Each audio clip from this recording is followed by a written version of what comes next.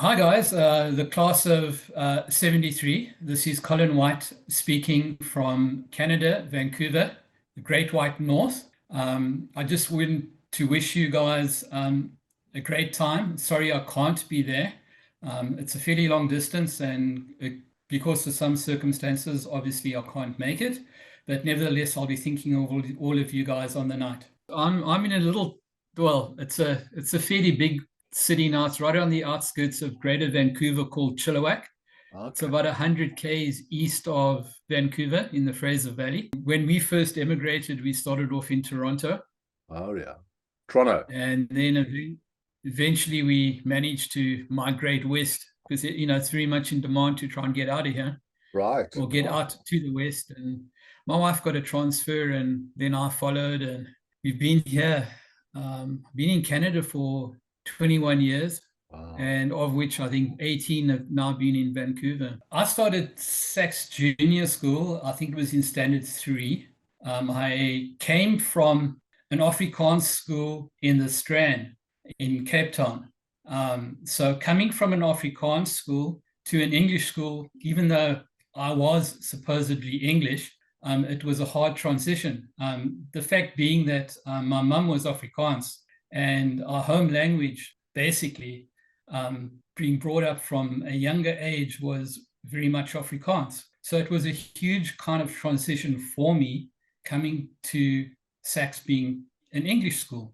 I was felt, very much at home. I was actually allowed to play rugby, which was a huge, huge thing for me. Being in an Afrikaans school and kind of with a surname White, they weren't interested in allowing me to play rugby at all. So it was a form of being ostracized, even though, we were from the privileged white community. So that was a huge step for me. And I actually settled down very well. And my memories of the junior school kind of faded a bit. I do remember starting off, I think standard 3, we were down at the bottom near the boarding school with a swimming pool there. To cut a long story short, rugby was a huge influence, and I think a positive influence on me at junior school. And one of the favorite things I remember, Chris Hugo Hammond used to, at that stage, play on the wing. I mean, as big as he was, eventually, he obviously gravitated towards the forwards, but that's one of the things that's kind of stuck out in my life. I had a very, very happy junior school experience. And then we moved on to high school. I think it started in 69, ended off in 73. Again, sport played a huge factor in my life. And I met a lot of, new people that came from other schools as well, not only SACS. And it was a great, great life. All I remember, I think, of the high school, apart from the sport aspect, were two things. I don't know if you probably remember as well. Store from B4. Robin Whitefoot would call his name out at every assembly for doing something wrong. And it became like a legend, Store from B4. The other kind of thing that stuck in my mind was, I think it was in matric. We had a maths teacher by the name of Oberholzer. We used to call him Fluffy Oberholzer. And he was, he had an Afrikaans accent and that, and I think his command of the English language wasn't the best, but he was a fantastic maths teacher. He actually get the concepts through, and he helped me a lot from battling to actually getting an A in matric. One of the famous things that I remember from him was there was a guy that was always talking at the back of the class during his kind of explanations on the green board or the chalkboard in the front. And one day I remember him saying, "Every time I open my mouth, the same fool speaks." And it was hilarious. That's one of the things I think that really, to this day, I still remember.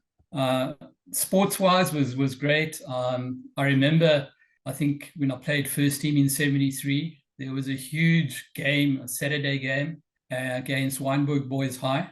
Both teams were unbeaten, and I think the whole playing field was surrounded by spectators. I think it was 11 or 10:30, 11 o'clock game in the morning.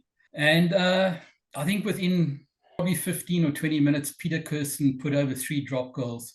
And at the end of the day, I think we beat Wynberg Boys High 27-9 or something. And I think that was really the most important part of what I remember from playing SACS first team rugby. And at the end of the day, I remember the captain of Wynberg Boys High was Rob Lowe, who went on to become a Springbok. And that's another thing that sticks out in my mind. The other thing that I remember a lot was Principal Robin Whiteford. I think it was at Whiteford. And other teachers I remember were Doug Brown. He had me for English. And on top of that, there was another guy, I can't remember it, I think his name was Mick Orford, who was also a teacher, English teacher in, I think, Standard 7. And he was very, very into being dramatic in English literature. And I remember him kind of reading from extracts from the book of Great Expectations by Charles Dickens. And he actually got me very interested in reading, just from being so animated and being immersed in literature, that it was another impact in my life. We did speak English at home, but as I say, my mum was Afrikaans. I mean, her maiden name was Du Plessis. Yeah. They were from the Colesberg area in the Cape.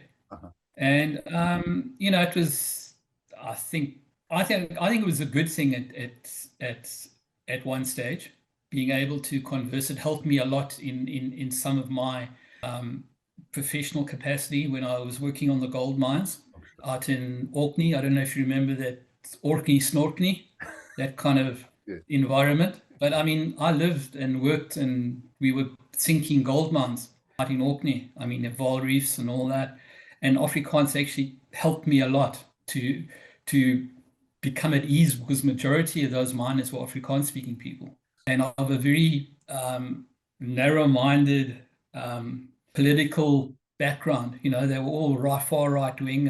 It was all that, I don't remember, that far right with the 7 sevens or the 3 sevens. A lot of them were from, obviously from that area. You could see just straight away, how they were and how they treated the miners and all that. I was there. I worked for Shaft Sinkers from, I think, 85 to about 92. You were a very good sportsman, and do you think that that obviously lubricated, if you like, your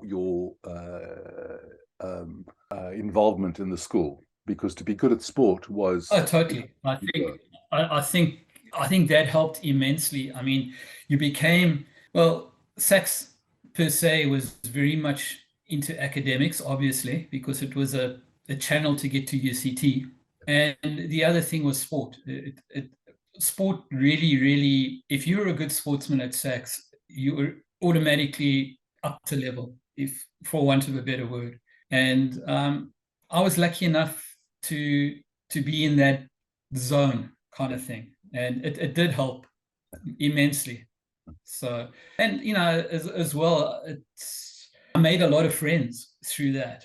Yeah. I mean, I can, think just off the top of my head, I mean, Anthony Nopton-Smith, Peter Erasmus, there's Peter Kirsten, Peter Munich, all those guys in rugby, we all stuck together, and it became a different circle. In a way, it wasn't that good because you stuck with the same people all the time. I really didn't know you very well. I mean, there were a lot of other guys as well, I knew in class, but I didn't know anything about them outside the school environment. And that I think, if I could have it all over again, I would have made a much bigger effort to try and become involved in other people's interests, not just sport. But having said that, I mean, to participate at the level that I did and the others, at first team and all that, it took up a hell of a lot of time. You were playing sport 5-6 days a week. It did consume a lot of time, and you also had your academics as well. So it's quite hard to try and strike an even balance. If you can't do everything because there's not enough time in the day. But that's one thing I would have tried to have done, is become more involved and get to know other people more that weren't as encompassed in sport. Yeah, I mean, you make lifelong friends. I mean, I made a lot of friends through rugby, with different schools in the in the peninsula. I mean, I became friends with guys at Weinberg Boys High, at Rondebosch, at Bishops, and it became even more when you got to university, because all of those schools then came together. You started playing rugby with them, and you knew people there. And then I learned, and I met. One example was Nick Mallett, who played with me in rugby under 20, and he was from Grahamstown, but his father was the headmaster of Bishops, and he also went on to become a Springbok. And then there were other guys. I mean, I can't even remember all their names, but they people from Paul Roos, Paul Jim, and all that, And although we spoke a different language, there was a commonality in rugby that all played rugby together. So there was a kind of a brotherhood. You formed a bond and very long-lasting friends through the medium of rugby. Said, being Afrikaans speaking yourself, when you had, did that make a difference with the Paul Roos guys and so on? Did you speak Afrikaans to them or what? Well, I think they were quite surprised that I could speak Afrikaans.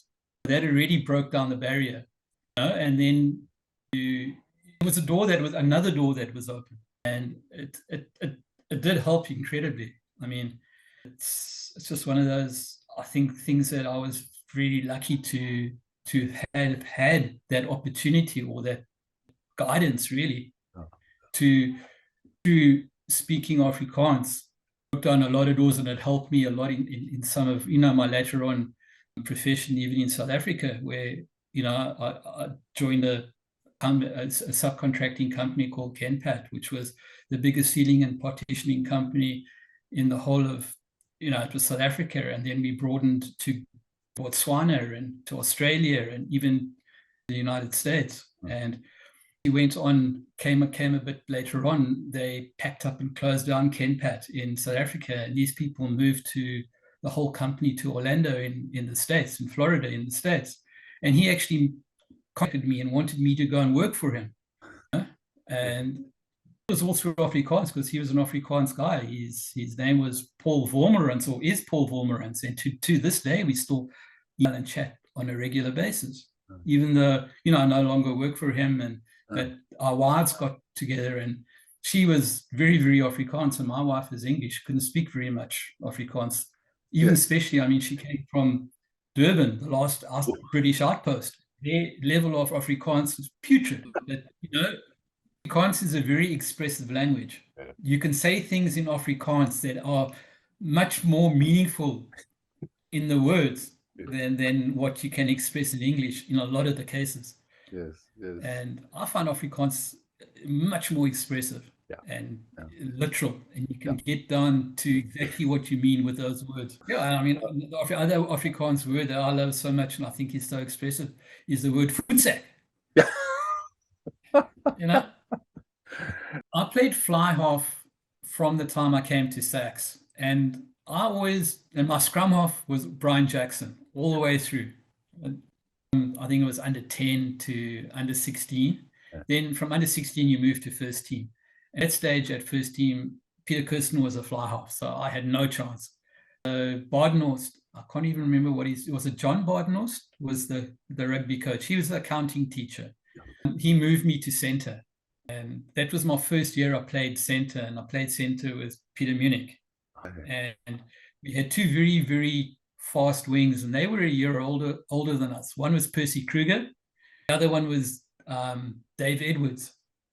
The fullback was GT Snyman. Remember him? Of course. Yeah. And, I can't remember. I remember the two flanks were Erasmus and Tony Knoxon-Smith. Eighth man was Mark Simmons. Two locks were it was Chris Hugo Hammond and Newton, I think. I can't remember. I think it was Newton. The older one was in our class. He was the one that had cerebral palsy. That's right. Yeah. Right. And then The two Joe or something? props was Alan Tyler.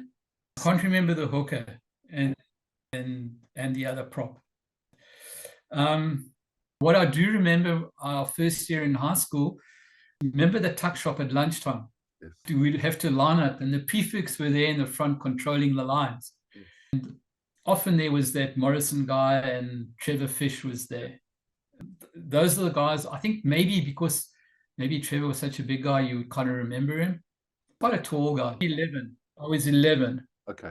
In those days, it was the rugby, the numbers were different. Centers were 11 and 12, and wings were 13 and 14. And then further along, I don't know, must be 5 or 10 years after I left, they changed, and the wings became 11 and 14, and the centers were 12 and 13. I think I was left center. Yes. Okay. It was going back to reminiscing. I think the build-up of a first team game actually used to start on a Friday. To have like a pep talk in the gym on a Friday at lunchtime, you know, and saying how we were going to try and approach the game and all that. And then on a Saturday, I think the nerves started jingling when you woke up in the morning. And obviously in the change room, it started building up. And you know, you reached the height was actually basically running onto the field. Yeah. It was so much more enjoyable playing home games and away games because you know you had a lot more people cheering for you. I remember a lot. We had obviously a lot of games between Wynberg, not so much, but it was a lot more between Rondebosch and Bishops. Wynberg was kind of, so it was like the fourth string team. There's always, you know, Rondebosch, Bishops, and then only Wynberg. There's all the Afrikaans schools. There's Tygerberg Boys High, there was Paul Boys High, there was Paul Gym, then there was Paul Rus out in Stellenbosch, and that was always a hard game. I mean, those guys were always much bigger than us, and actually a very young team. Most of us in that 73 were mostly under 17s. You could go up to 18 and maybe under 19 for your first team. You had maybe 3 years. To say I think maybe 3%, just talking off the top of my head, were all the under 17s first years playing for the first team. Okay. And, you know, we were lighter, a lot younger, a lot, you know, not as strong physically. But, you know, we seem to click and play, you know, slot in and play very well as a team. You were the flagship of the school. I mean, everybody, even the old boys, used to come and watch. Even after I kind of had left school, and you'd go back and watch as an old boy, and it meant a lot for your school. It was that important. The rugby meant a lot in those days. I don't know how much it still means. I mean, I think for me to say, because I'm not there anymore, but to me, rugby has kind of faded because I'm now living in Canada. It's not the sport. Hockey is. When I say hockey, it's ice hockey. It's the be all and end all. You know, it's the equivalent to rugby in South Africa. So, you know, you don't see as much. You got the like us as well. You got the time zones. They play at different times, but rugby here in Canada is very poor. The standard, and they don't put funding into it. You've got to travel vast distances, you know, to play. I mean, difference between Toronto and Vancouver is like a 4.5, 5 hour flight. And rugby is really prominent, most prominent in BC, isn't it? They used to be the powerhouse. It's a lot of favoritism and a lot of kind of politics as well between Ontario and BC. I mean, I remember kind of digressing a bit, but my eldest son played rugby for Ontario, and he actually, again, through rugby, Ontario sent him to England to go to school in his final year. And there he met a whole lot of people. He played for Leicester Tigers Junior. He met Johnny Wilkinson, Johnny Wilkinson at that stage. Remember, he was the England fly half. And he became the mentor of my James, my the oldest kid. Again, it just shows you what sport does and how it can open doors and how it can just basically, you become more educated. He had the opportunity to actually go to school and there for a year and live with people like billeting and their culture and the way of school life there and all that. And had he not played rugby, he would never have been given that opportunity. Yeah. It's crazy. I mean, you know, how things happen. You mentioned Fluffy, of course. That memory of yours about every time I open my mouth has come up before. Probably goes down in one of the most seminal comments made by a SACS teacher ever. Loved Fluffy as well. I concur 100% with you. He took me from a C to an A student as well, and just opened. Well, I was in that kind of, made you think. You know, I think through that, it kind of basically kind of made me decide to pursue a career in quantity surveying. I started to go to university first. After that, I went to the army for 2 years. I was actually stationed at one military site, in Bloemfontein.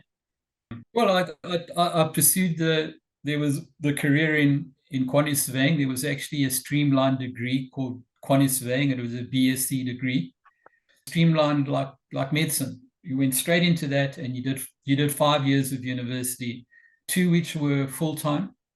You had to go and work a QS firm part time, and in those 3 years, you would also attend university for maybe 2 days a week, and you'd be 3 days in the office, and it was all administered by the Royal Institute of Chartered Surveyors from England. Very streamlined, and you know, once you're in there, there were very few choices you could do. You had to do that, and I think when I was in there, we hit that. It was a building boom. It wasn't a building boom. It was the reverse of a building boom, and the construction kind of collapsed. At the end, when I graduated, I think there were only 7 people that graduated in my year from CT as quantity surveyors.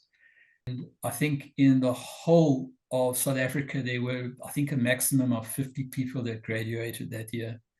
There were only, I think, 5 universities that offered quantity surveying. UCT was the only one in the Cape. There was, I think, Wits, Tucky's in Pretoria. There was a Durban University, and I think the one it wasn't Rhodes. It was the one in Port Elizabeth. I can't remember that university's name. So it was very limited. You know, once I'd graduated, there was no work for me in Cape Town. So everybody did. We kind of, I was offered a job in Johannesburg.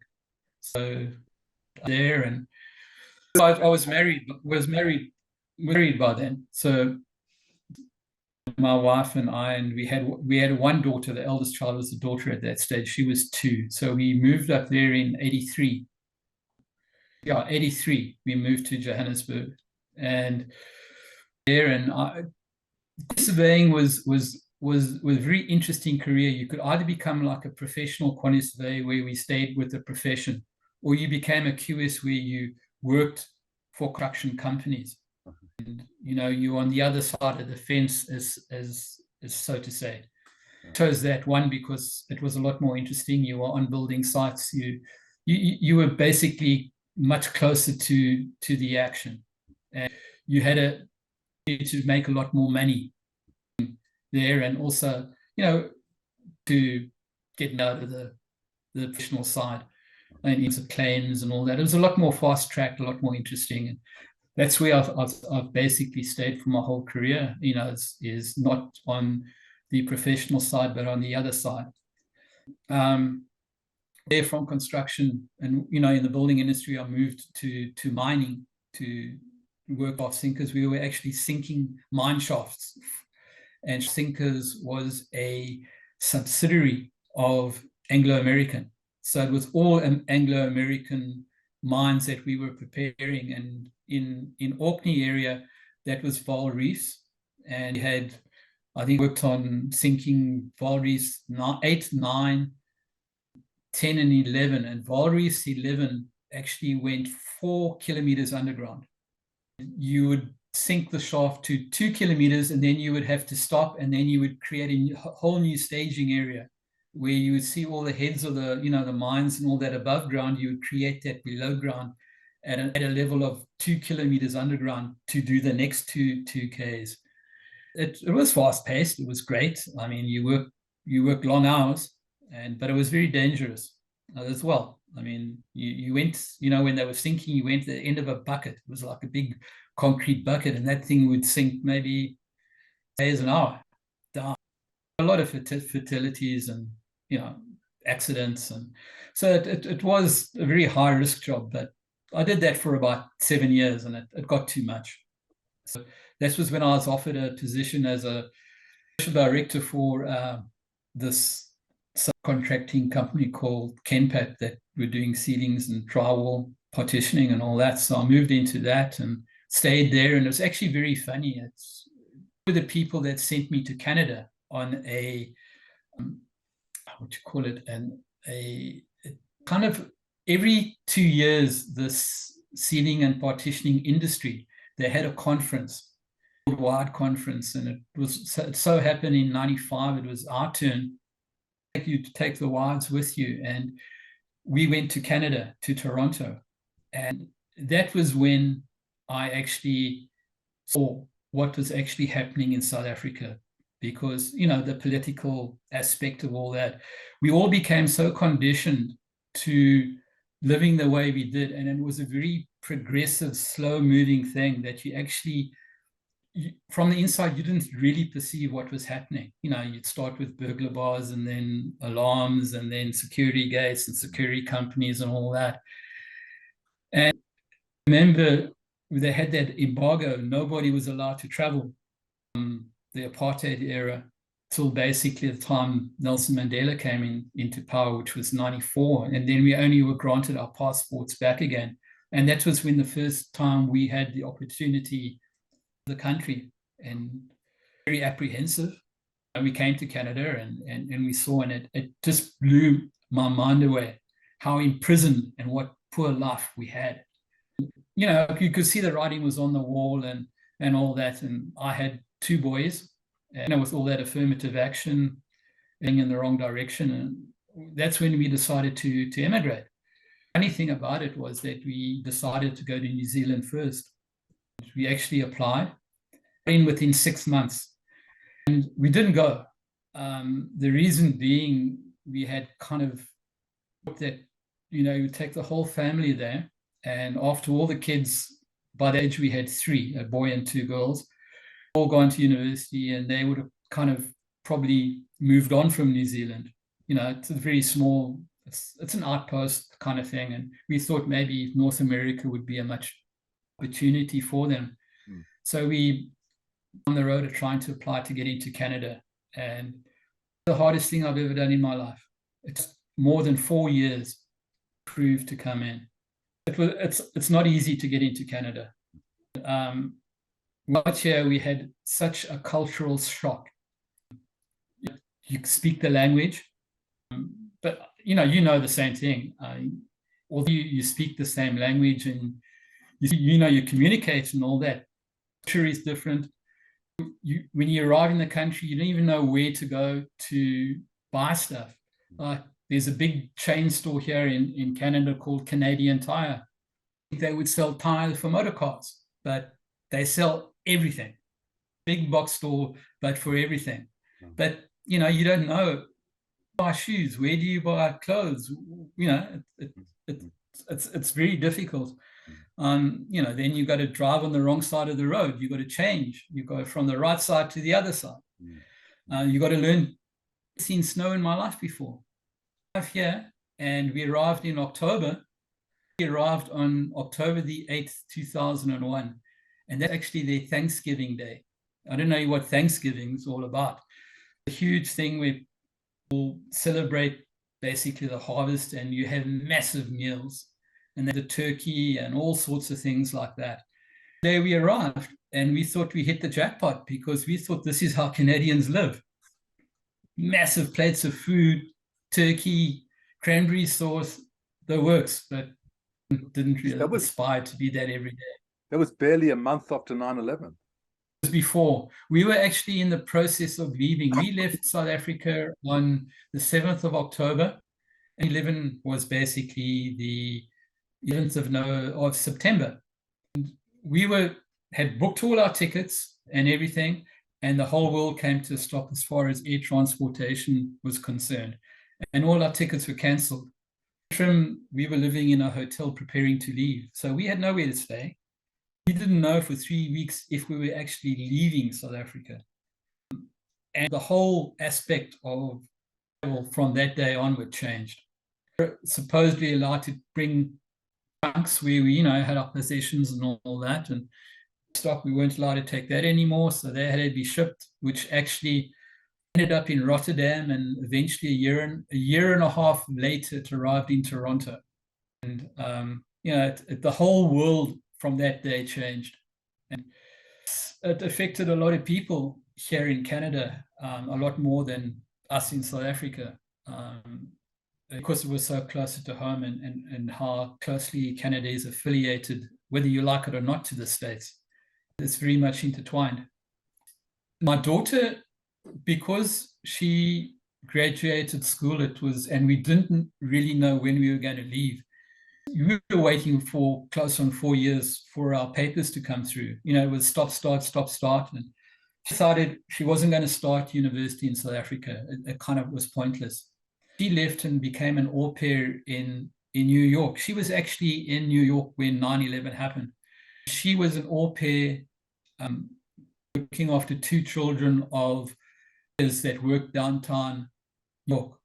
And that day when that happened, the mother of the person that she was working for, she was actually at the Pentagon when it happened.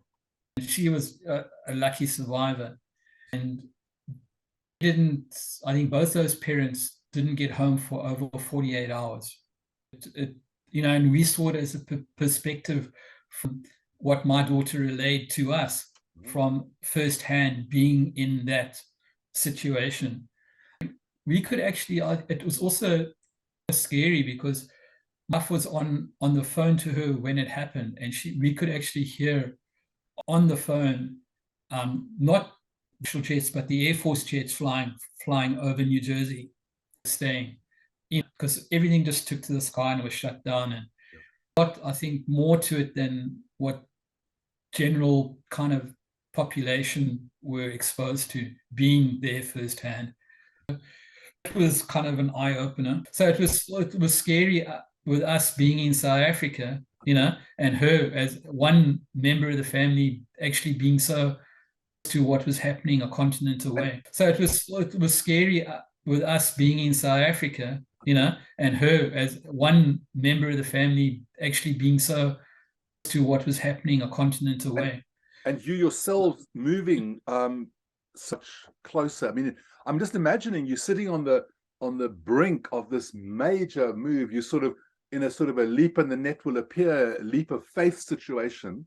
You know that where you've come from is now not an option. So all that stuff, your plans and your certainties, if you like, are now being put to one side. You're about to step out into the great wide world, and as you're about to do that, everything about that world suddenly changes.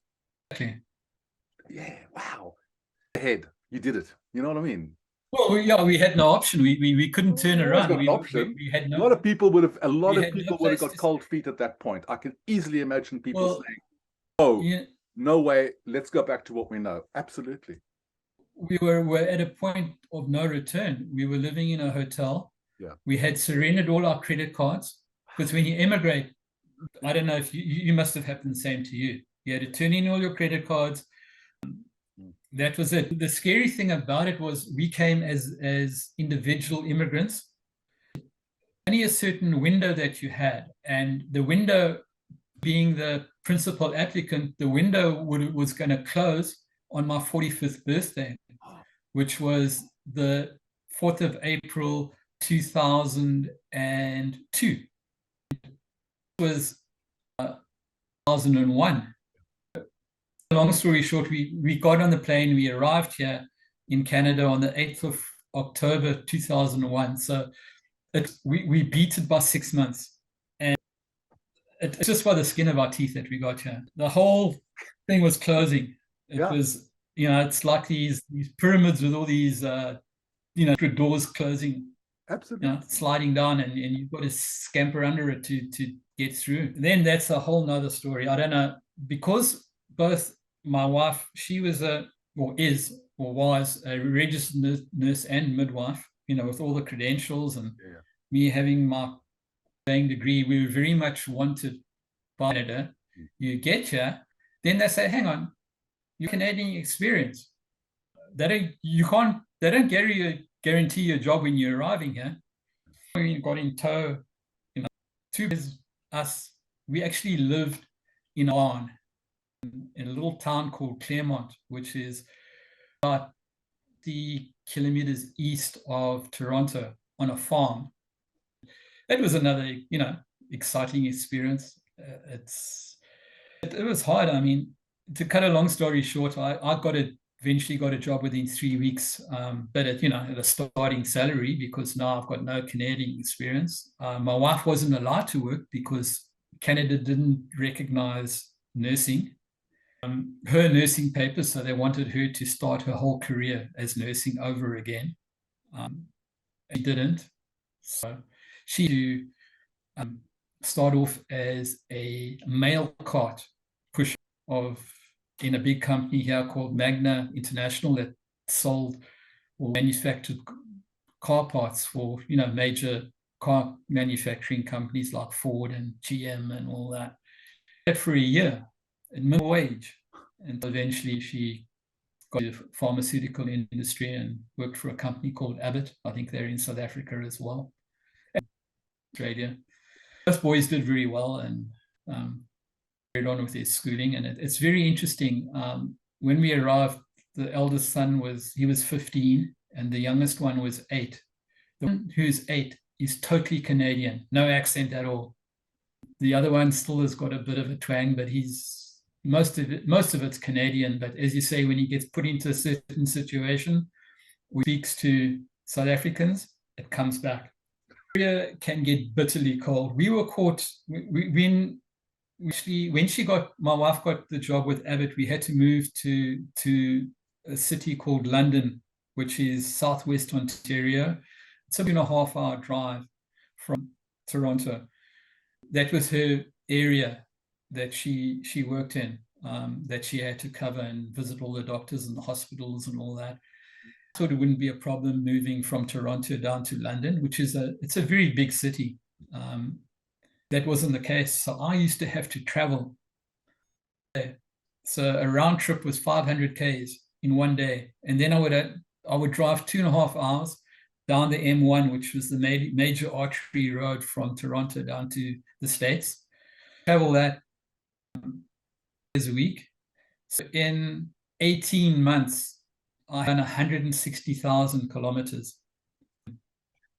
It just wasn't working.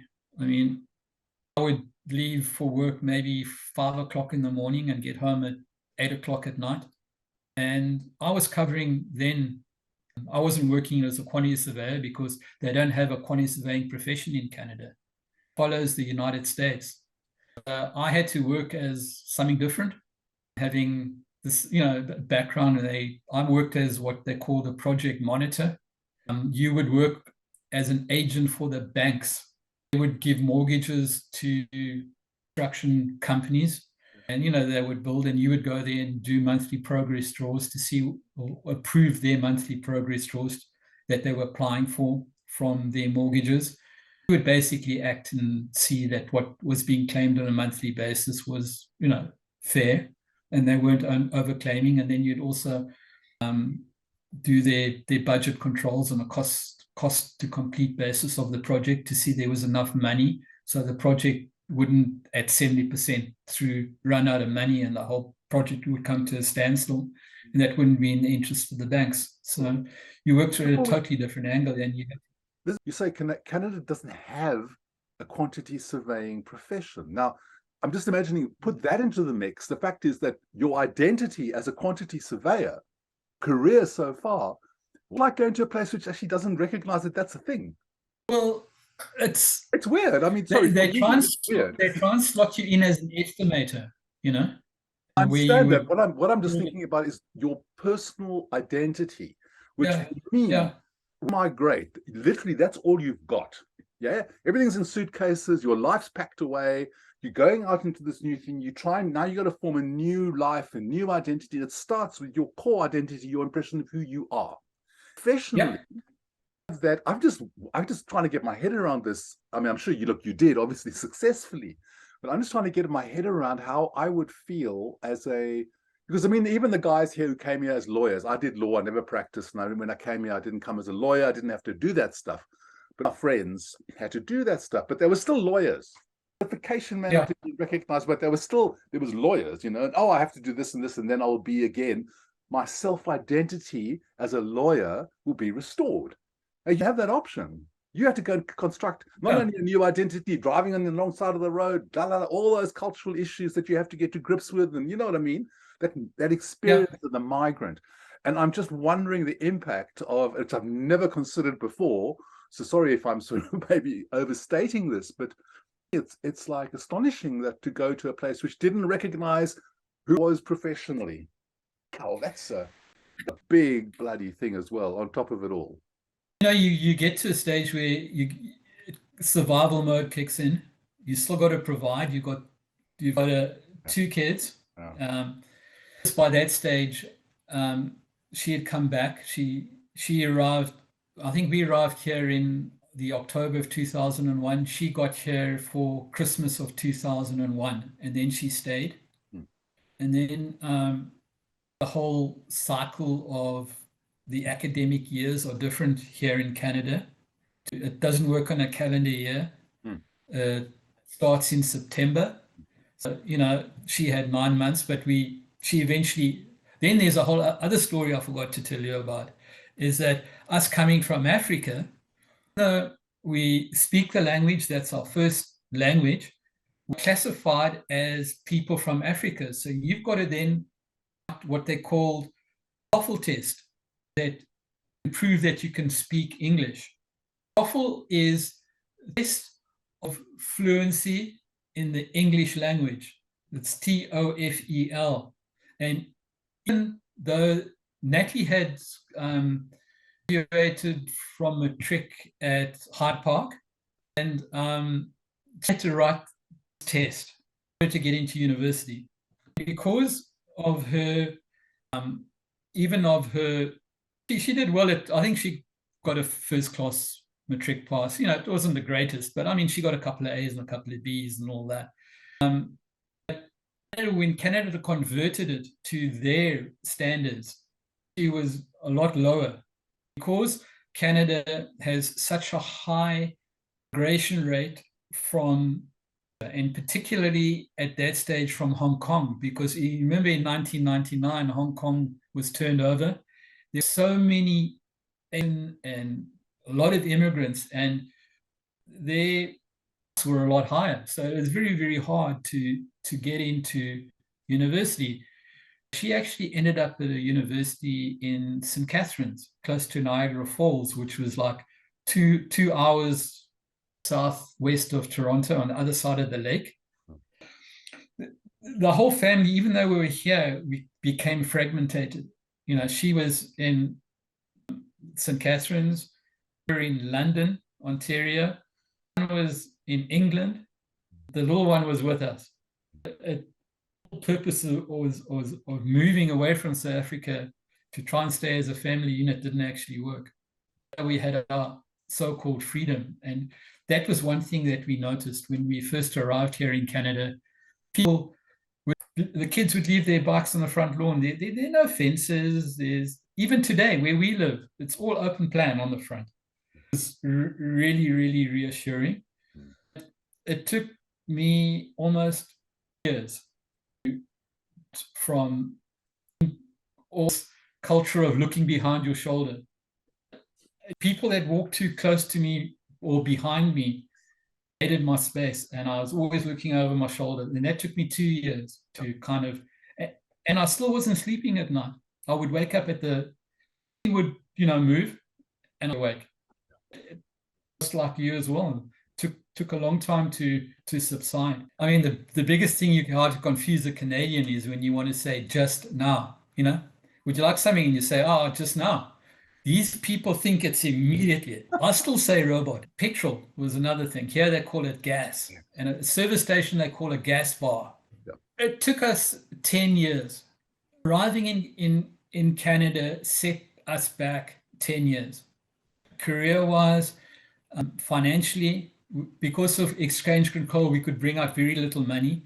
A lot of my monies had to be left behind.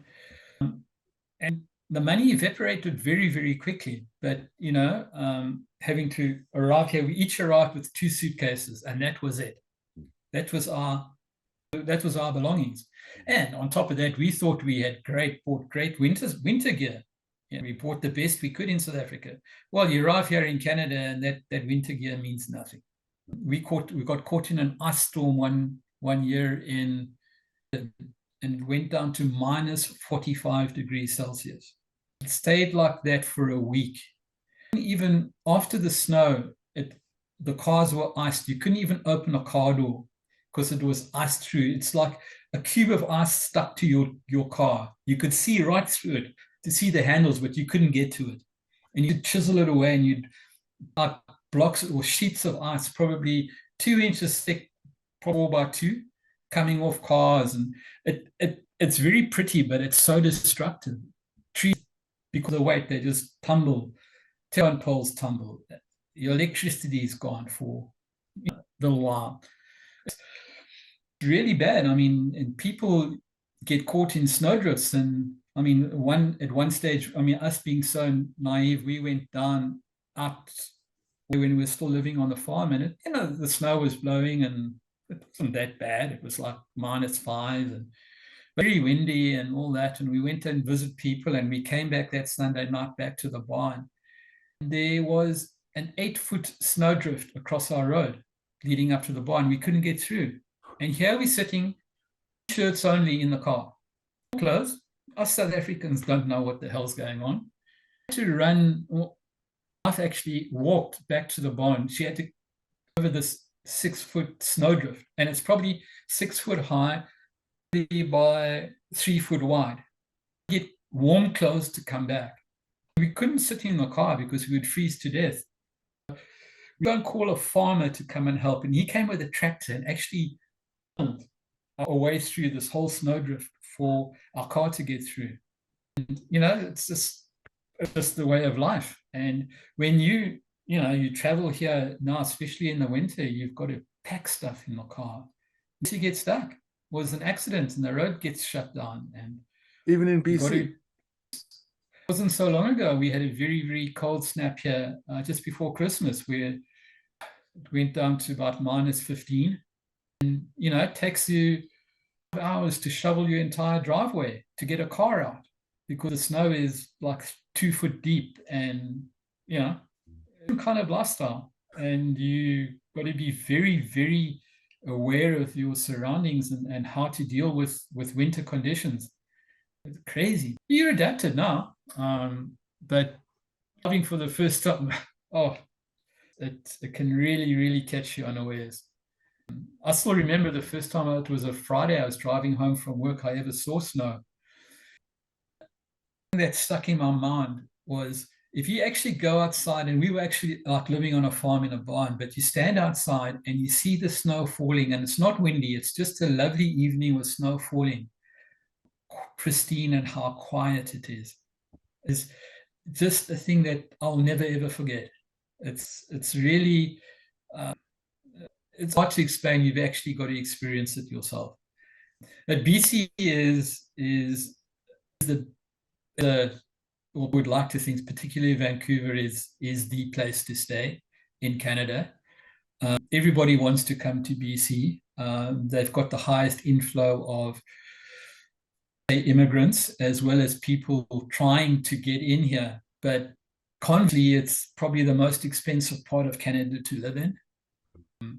Cost of housing is tremendous. Out here, we've got a three-bedroom, call it a four-bedroom. It's 3-bedroom and a rec room. It's 2,200 square feet. It's a small house. It's not big. Granted, we live up on a mountainside, and we've got a lovely view and all that. The house is worth 1.5 million Canadian. In Vancouver, it's over 2 million. I mean, and there's a shortage of short accommodation that it's on demand. So what happens? The price goes up. It's an expensive place to live. I mean, currently, not so long ago, our gas price was Canadian was $2.61 a liter. It is known as the most expensive place to buy gas in the whole of North America. Yesterday, I paid one. He wanted to become a dentist, and they wrote like the DAT exam. It's the dentistry exam here in North America. You've got to write, and he came 15th in Canada. Get into UBC, British Columbia, because like 15 or 20 spots, and again, it's 4 or 5 are reserved for the First Nations, and then it's all the Asian people that get in here, and you can. So he decided he'll apply to University of Sydney in Australia because they have a reciprocity, whereby he gets that exam, he doesn't have to rewrite in here, and he got in straight away. He was the first pick because dentistry is so expensive. Well, especially us here from Canada. Go to university in Sydney to do the 4, and we worked it out. I think of education and then buying all your tools, equipment, and then the accommodation living in Sydney. So it was going to cost him, I think, over 4 years it would have cost $1 million. He didn't do it. He didn't do it. I mean, we worked it out and saying, if you're going to take out that kind of loan, you come back, how long are you going to work just trying to pay that loan off? And this is what is so stupid about Canada and the whole medical. They're crying out for doctors again because they don't have enough spots. And with all the retiring age of population, many people retiring, the baby boomers and people of our age are retiring now, and all the doctors. And there are so many South African doctors here in Chilliwack that came from when they recruited them in the early 2000s. Are all also retiring now, and they've got a huge problem here. And same with nursing, and they didn't have the foresight to what's the right word, repopulate the industry. Wow! I retired in July of last year, so I've basically retired 6 months, and I'm to do so. I'm probably going to go back and do a bit of consulting on a part-time basis. These smaller contracting firms. They don't have expertise in terms of doing progress draws and final account settlements and budget controls and all that. There are 2 or 3 companies that I kind of worked with that used to work for us, because I was a procurement manager for quite a big residential property development company here in BC. And I worked there for 16 years. So I built a lot of contacts and all that. So I'm getting and trying to, I see a gap in the market here, and nobody knows about it. Applying a lot of South African principles of quantity surveying, but helping just with cash flow and getting paid on time. And, money. You've also, apart from that, you've also got to, who you're basically dealing with in terms of as you as a subcontractor, in terms of dealing with the main contractors, the ones who have their reputation of paying on time, and the guys who, pay only, even though the contract says 30 days or whatever, and these guys are stretching it to 60, 90. Do you really want to work for them? Or if you do, you put a premium on, and then you've got to hound them for the money, and you've got to, be creative, and you're going to get paid 45 days later. So build a bit of fat into your progress rules, even see if you can get away with it, or Yep. and just be tight on them and hound them, and always And that the comes from squeakiest experience, wheel. That's And our this is it. I mean, at the end as well, it's not just, you're on budget, and if construction at the moment there's so many delays, and particularly here in Canada, they've got so many strikes going on. We had a huge strike for 30 days with the supply of aggregates for concrete. That sets back a project. Even though as a subcontractor, and you're doing drywall, concrete really has no effect on your little but it pushes it back. So you're now going in, 5-6 months later, and you obviously order book, you got to go and see. You've now got contracts that you were hoping to do 5-6 months down the line. Now that's affected. Have you got enough labor? And labor market is so tight. And at the end of the day, is particularly with drywall and all that, you need your quality teams. You can't, particularly with your preferred customers, they only want the A team. They don't want the B team on their side, and it carries on like that. But it's at the same time as well. I just feel that the quality of I don't know if it's really the quality. It's just there's so many people of the younger generation have, I don't know, professional. They are in it just to get a paycheck, and it's all this new generation. They have just a total outlook on a different outlook on life, and it's into the standard, and it's eating into professions. Particularly I can see with trade skills, with people on the tools, they don't have the same desire and actual quality workmanship that people had 20 years ago. If you look at the carpenters that they're generating today, I mean, here, I don't know in Australia, but all the houses, the residential houses, are built from, sticks, wood. There's just one thing I'd like to say. At the, we got to the stage where I think we've achieved our goals. The reason why we wanted to come here was to give our kids the opportunity of furthering their own careers, and 3 of them successfully, got their university degrees, and all successful, got great jobs, and very happy here. So all the trials and tribulations that we went through, I think, grew us as individuals within the family. But not only that, the family as a unit, and it was the wanted to do is a better life and opportunity which they have. And I think the kids appreciate it and understand, because we haven't been back to South Africa that often. I think we've been back 3 times.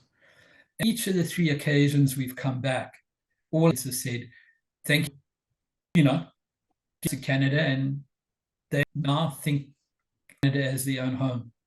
And America is quietly disappearing from their, I think what the right word is, their memories. It's kind of dissipating. I mean, I would actually, maybe I mean, how many people from the class of 73 are actually still in South Africa, and how many have actually emigrated abroad? I think when I was last, the reunion was, I think it was the 25th reunion in 98. Map up everybody was. It's quite surprising how many people left South Africa and were scattered all over the world. It was very interesting, and I'm probably quite sure people have done that since. It struck me as, because it's visual, and it's not just, it's like the world, and you just see how everybody has gone. We've got very good friends in Australia. They emigrated, or South African friends that emigrated to Australia the same time as we came to Canada. That was tell you about this, that I met him in the army. He was one of the lieutenants. We were in Project Prime, duets and all that.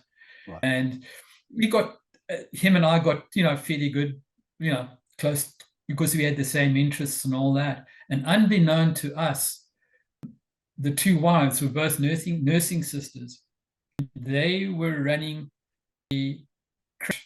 They were both working in the army, running a creche at number 2 military hospital in Wynberg. Didn't know the two wives knew each other, and that the wives didn't know that we knew each other. Yeah. Anyway, towards the end of our 2 years, we organized to go out and have some drinks. I think it was up at or somewhere. Two came together, and it was just so coincidental. The whole thing came together, and they knew each other and we knew each other, but nobody knew that there was this connection. Wow. And through the years, we became very good friends, and we still stay in touch. And they're also I think they're retiring this year as well, and they're making effort to do a lot of travel, from once retired and wanting to come to us. They're out in Melbourne area. He's a school teacher, and she was a nursing sister and all that, so she's still in the medical profession. Yeah, it's a lot of South Africans in Melbourne too. You've been watching the tennis in Melbourne, and it seems to be a very nice city.